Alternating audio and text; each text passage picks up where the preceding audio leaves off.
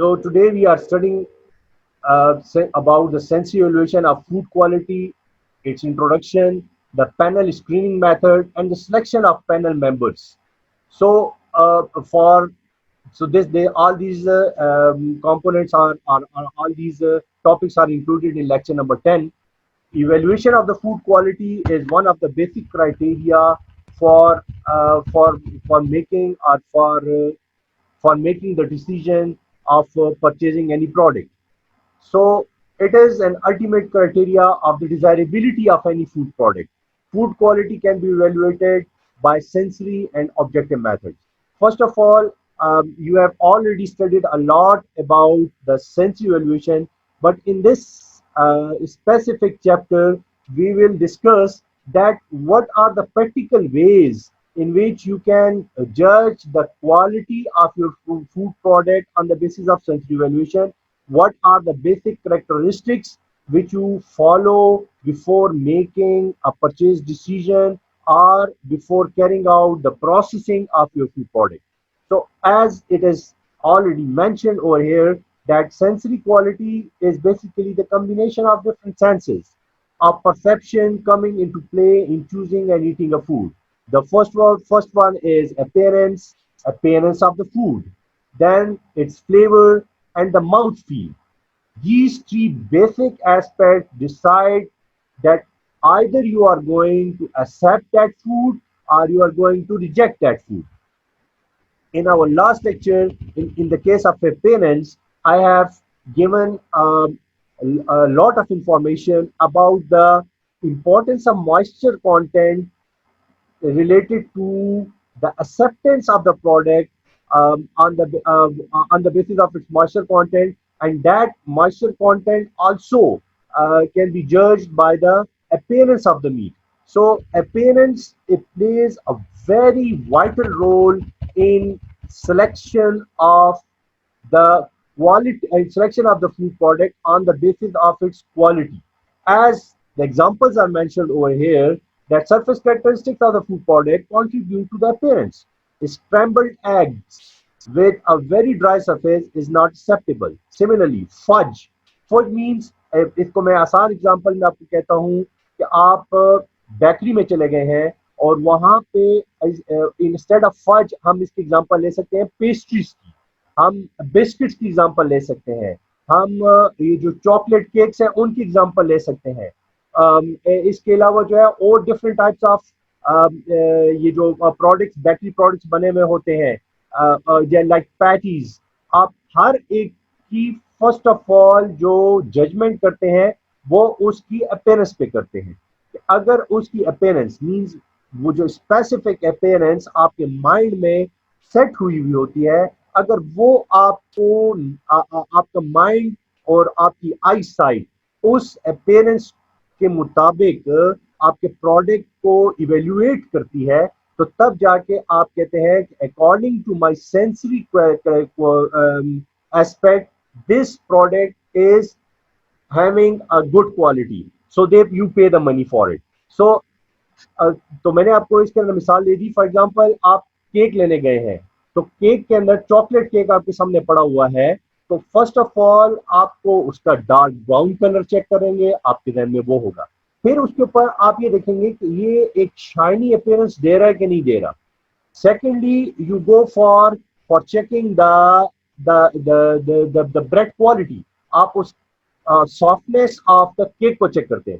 Similarly, आप bread खरीदने जाते हैं, आप ब्रेड खरीदने जाते हैं, ये आम जो बेक ब्रेड होती है मार्केट में जो पड़ी हुई होती है, तो आप सबसे पहले उसकी आउटर जो लेयर है उसकी अपीयरेंस को चेक करते हैं। अगर आपको उसकी अपीयरेंस शाइनी नजर आती है, यू थिंक अबाउट इट, उसके अंदर जो ब्रेड की जो स्ट्रक्चर बना हुआ होता है, वो जो पोर्स होते हैं, अगर वो आपको वो डल नजर नहीं आ रहे, वो आपको जो है वो बिल्कुल मतलब उसकी क्वालिटी जो है वो आपको ठीक नहीं लग रही, आप उस ब्रेड को रिजेक्ट कर देते हैं। Second quality criteria is that you check it by with your hand, you press it and you check the quality criteria कि ये आया आपके मतलब सिलेक्शन मायार के मुताबिक ब्रेड खरीदने के काबिल है कि नहीं। तो आप उसके मुताबिक जो है ना उसको आप उसको जो है वो खरीदते हैं। ठीक है जी। अच्छा जी, अब यहाँ पे देखें जी क्लियरली लिखा हुआ है वन ऑफ देम इंटीरियर। अच्छा, इसके अलावा अगर आपके पास इंटीरियर अपीयरेंस है, किसी भी चीज, किसी भी ईटेबल पौधे की इंटीरियर अपीयरेंस आप चेक करना चाहते हैं, तो सबसे पहले आपके सामने यही आता है आपकी आई साइट के जरिए। अगर आपकी पुडिंग या आपने कोई ग्रेवी बनाई हुई है या आपने कोई सूप डेवलप किया हुआ है और उसमें अगर आपको लम्स नजर आ रहे हैं, ठीक है ना जी, इंटरनल आप उसको चम्मच से भी उठा के देख सकते हैं, अगर वो लंपी अपीयरेंस दे रहा है it means that that product is not acceptable, definitely you will reject it. तो आप उसको स्पेंड सिमिलरली देखिए। अब यहाँ पे नीचे जो नेक्स्ट एग्जांपल है, it is about the fish that you check the first of all whenever you go to the fish market और आप उसकी क्वालिटी को चेक करते हैं फिश की, तो उसकी आईज की ब्राइटनेस आप चेक करते हैं और इसके अलावा जो है वो आप उसकी जो स्किन की वो क्या कहते हैं, स्किन की जो जो जो शाइनेस है आप उसको चेक करते हैं। तो फिर उसके मुताबिक आप उस फिश को खरीदने का डिसीजन करते हैं। Same is the case with the orange, same is the case with the mango. आप उसकी फर्स्ट ऑफ ऑल उसकी जो आउटर अपीयरेंस है उसको देखने के बाद आप उसको खरीदने का डिसीजन करते हैं। फिर उसके बाद जो नेक्स्ट क्वालिटी क्राइटेरिया आता है जी, वो आता है colour. In addition to giving pleasure, the color of the food is associated with other attributes. Like आपके पास कलर कब डेवलप होता है, ये हम लोग फूड साइंस में इस एस्पेक्ट को काफी डिटेल में स्टूडेंट्स को पढ़ाते हैं कि आपके पास 3 स्टेजेस ऑफ द राइपनेस होती है। एक होता है जी under ripe food, means under mature food. तो उसके बाद जो सेकंड स्टेज आती है वो होती है optimum mature food, and the third one is over mature food which is rejectable. So first one and the last one, these two are the rejected you can say quality criteria of the food product. और उसके बाद जो है अगर आप बात करते हैं एक्सेप्टेंस की, तो आप ऑप्टिमम मैच्योर फूड को एक्सेप्ट करना पसंद करते हैं on the basis of its colour appearance, like banana in case of tomato, in case of mango, guava, papaya. ये तमाम आजकल आपके पास मार्केट में मैंगो फ्लडेड है, ठीक है ना जी। अब आप देख सकते हैं आप जब मैंगो को सिलेक्ट करते हैं तो आपकी उसकी सिलेक्शन का क्राइटेरिया क्या होता है। सबसे पहले आपको अगर येलो मैंगो खरीदना है तो आप उसके येलो स्किन कलर को देखते हैं कि आया वो येलो कलर ग्रीन कलर के ऊपर पूरे तरीके से जो है वो हावी हो चुका है कि नहीं। तो आप कहते हैं कि now it is purchasable, it means that it is optimum mature eatable.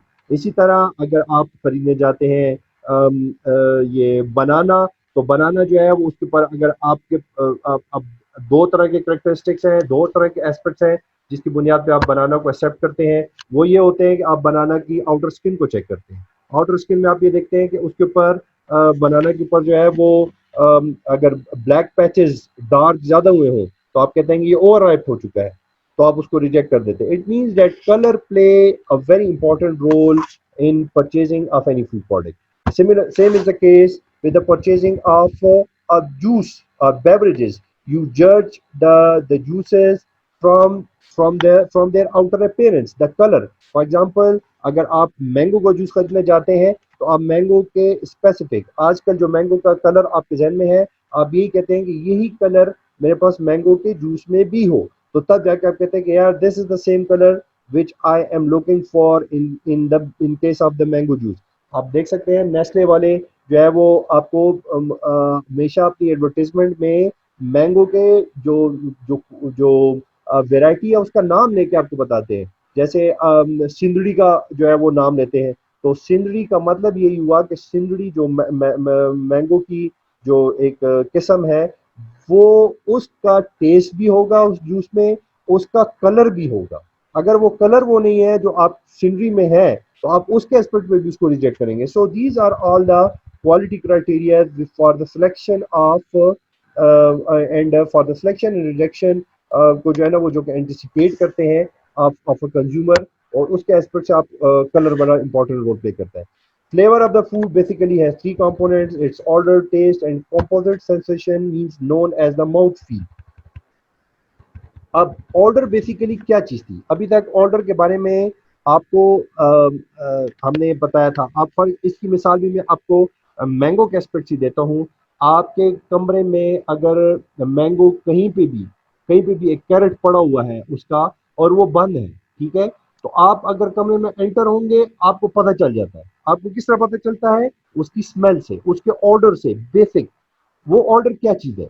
वो ऑर्डर है due to the presence of volatile components. Volatile components जो कि उस मैंगो से बाहर निकल रहे हैं और आपकी पूरी की पूरी एटमॉस्फेयर में वो शामिल होते जा रहे हैं, और आपके ऑल्फैक्टरी ऑर्गन्स उनको अपनी तरफ खींचते। आपके ऑल्फैक्टरी ऑर्गन्स जो है, मतलब नाक, आपका जो सेंसेस है, वो जो स्मेल का जो ताकत है वो आपको अपनी तरफ खींचती है, और आप समझ जाते हैं कि इस जगह के ऊपर, इस आप फौरन लोकेट कर लेते हैं कि जी इस जगह के ऊपर मैंगो पड़ा हुआ है। तो कहने का मकसद ये हुआ कि आप जो ऑर्डर है उसके पीछे बेसिक जो कंपोनेंट है वो इन्वॉल्व है जी, वॉलेटाइल कंपोनेंट।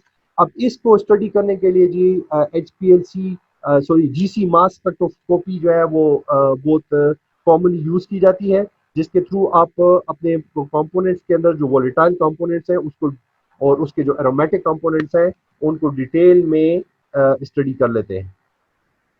सो इसके अलावा आपके प्रोडक्ट का जो टेस्ट होता है,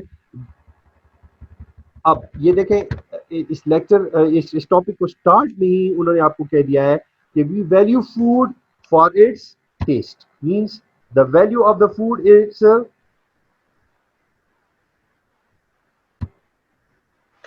the value of the food is जज फॉर इट्स टेस्ट। आप किसी भी जगह पर खाना खाने के लिए अगर रेगुलरली जा रहे हैं तो आप उसको किस पॉइंट ऑफ व्यू पे जज करते हैं? आप उसको कहते हैं कि जी इसका टेस्ट है जो हमें अपनी तरफ खींचता है, ठीक है। हमारे पास क्योंकि KPK के अंदर जो सबसे बड़ा एस्पेक्ट है वो है जी जिनके थ्रू हम लोग KPK जाना चाहता है। अगर आप फूड के एस्पेक्ट से अगर हम बात करते हैं तो हमारे पास आ जाता है गोश्त, लैम के जो ये सीख वगैरह के टिक्के और कढ़ाई। ये हमारा आप कह सकते हैं कल्चरल एक एस्पेक्ट है जो कि आपको इस तरीके का जायका और इस तरीके का टेस्ट जो कि आपके KPK में बनता है वो आपको कहीं और नहीं मिलेगा।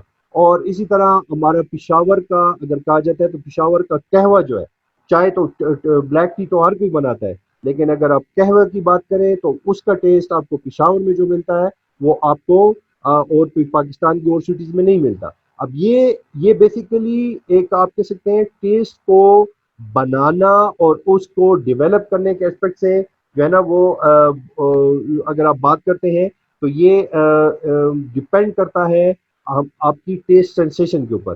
तो कहने का ये मिसाल आपको देने का मेरा मकसद ये था कि ये बेसिकली कुछ फॉर्मुलेशंस हैं जो कि ऐसी डेवलप की गई हैं जो कि कॉमनली टेस्ट बर्ड्स को अपनी तरफ खींचती है। तो taste sensation of the taste bud is characterized by its sweet, salt, sour और बिटर टेस्ट।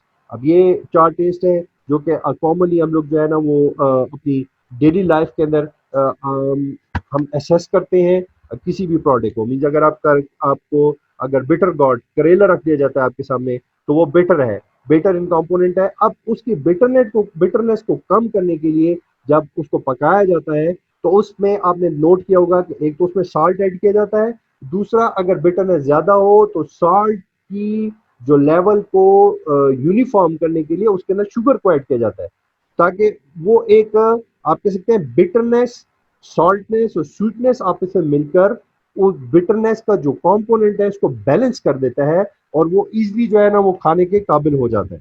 तो ये these are the different types of aspects through which the product taste is made, you can say acceptable.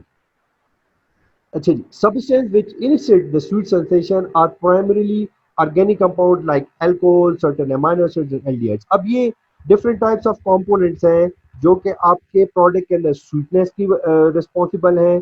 फिर उसके बाद जो है वो बहुत से ऐसे कंपोनेंट आपके फूड के अंदर जैसे साल्ट के लिए रिस्पॉन्सिबल होंगे। फिर बिटर कंपोनेंट जो है वो उनका अपना एस्पेक्ट होता है जिनके थ्रू जो है वो उनको उनको मेजर किया जाता है। So these are all the you can say organic components which are present in sweet in the form which provide sweet sensation। इसके अलावा जो है वो आपके पास सॉल्ट के अंदर जो है वो अपने कंपोनेंट्स मौजूद है और बिटरनेस के लिए आपको अपने कंपोनेंट्स चाहिए होते हैं। ये थ्रेशोल्ड लेवल का आपको देखें वो ये जो मैंने आपको मिसाल दी थी कि अगर आप किसी भी चीज़ के अंदर साल्टनेस को और स्वीटनेस को कम करना चाहते हैं, उसकी सेंसिटिविटी को, तो आप उसके जो है ना ये कॉम्बिनेशन करते हैं साल्टनेस, स्वीटनेस और उसके साथ मिलाकर। उसके बाद जी टेस्ट इंट्रैक्शन की अगर आप देखें, the food contain mixture of substances which elicit all our four taste sensation. आप देखें जी, salt is the in subthreshold concentration reduces the tartness of acids. Means आपके पास जो एसिडिक कंपोनेंट होता है वो आपके ना बेसिकली जुबान को अपनी तरफ खींचता है, पिंचिंग टाइप इफेक्ट पैदा करता है, ठीक है, खटास पैदा करता है। तो आपने देखा होगा कि बहुत से फ्रूट जूसेस के अंदर भी जो है वो चीनी के साथ सॉल्ट को जो है वो ऐड किया जाता है, ताकि उसकी जो एक जो एसिड कंपोनेंट की जो लेवल है और सेट करने का उसको बैलेंस किया जा सके। माउथ फील, अब देखें जी, mouth feel plays a very important role. It is basically consist of texture and consistency and hotness और burning sensation, for example in case of pepper, ठीक है।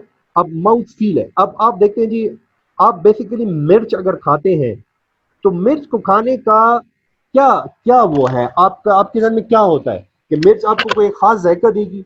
नहीं, उसका क्या जायका है? मिर्च मिर्च तो बेसिकली आपके जो एक सेंसेशन है कि ये मिर्च को अगर मैं खा रहा हूँ तो इस वजह से खा रहा हूँ, मैं ग्रीन चिली की बात कर रहा हूँ, कि वो मेरी जुबान में एक पिंचिंग इफेक्ट पैदा करेगी। एक आपके जहन में आप ये कहते हैं ना, मैं इसको इस एस्पेक्ट से डिफाइन करता हूँ कि बेसिकली मिर्च खाना भी हम लोग इस तरह करते हैं कि हम किसी महाज पे गए हुए हैं और उसको हमने सर्व करना है। आप देख लें, आप अगर मिर्च को अगर यूटिलाइज कर रहे होते हैं तो बेसिकली आप अपने फूड के दौरान एक सेंसेशन की टर्मिनोलॉजी को पैदा करना चाहते हैं।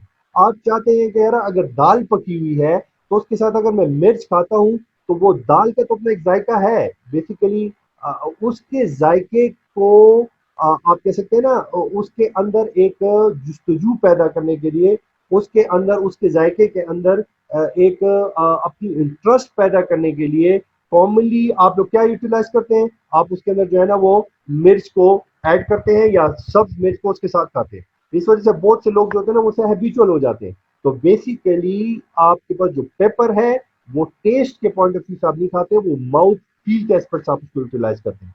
अच्छा जी, अब इस तरह टेम्परेचर का एक बहुत बड़ा रोल है। Hot and cold sensations contribute to the composite flavor of a food like coffee, soup and ice cream। आप देख सकते हैं जी, आपके पास अगर कॉफी ठंडी है तो उसका जायका डिफरेंट होगा, लेकिन आप क्या कहते हैं कि नहीं जी चाय, आप देख लें चाय जो है वो आप किस तरह पीना पसंद करते हैं? जब गर्म हो। चाय का तो बेसिकली है ही कि हॉट टी और hot coffee.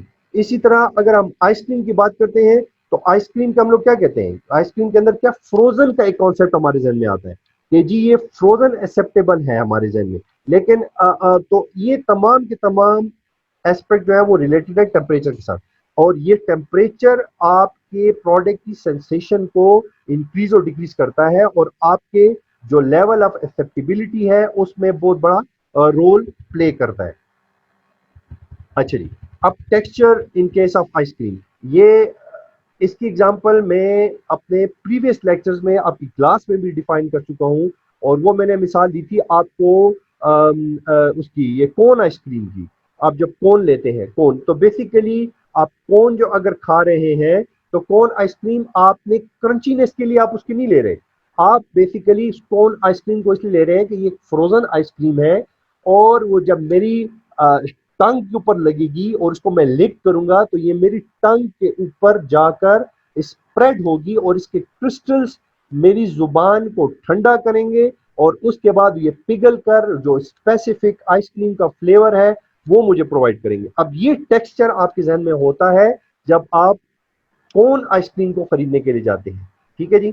Same is the case with आपके पास अगर चोको बार की मैंने आपको अगर मिसाल देता हूँ, तो चोको बार में मैंने आपको लास्ट लेक्चर्स में ये भी इसकी एग्जांपल दी हुई है जब हम क्वालिटी सिलेक्शन के एस्पेक्ट से बात कर रहे थे। मैं इसको रिपीट कर रहा हूँ ताकि आपको जहन में आ जाए और यहाँ पे ये बात और भी क्लैरिफाई हो जाएगी।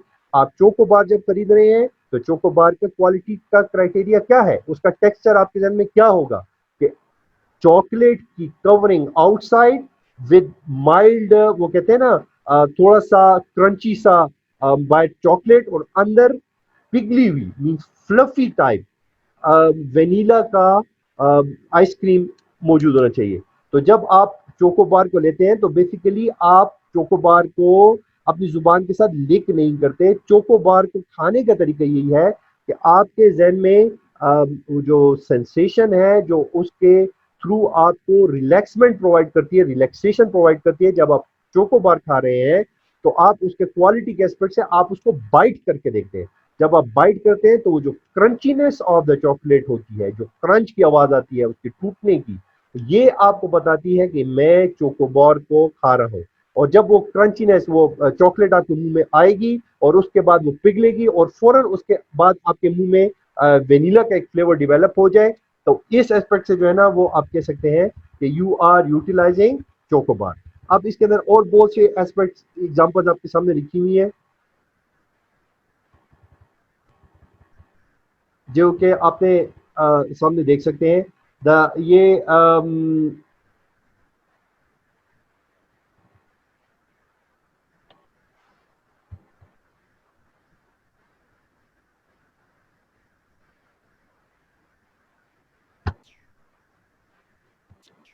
ओके जी।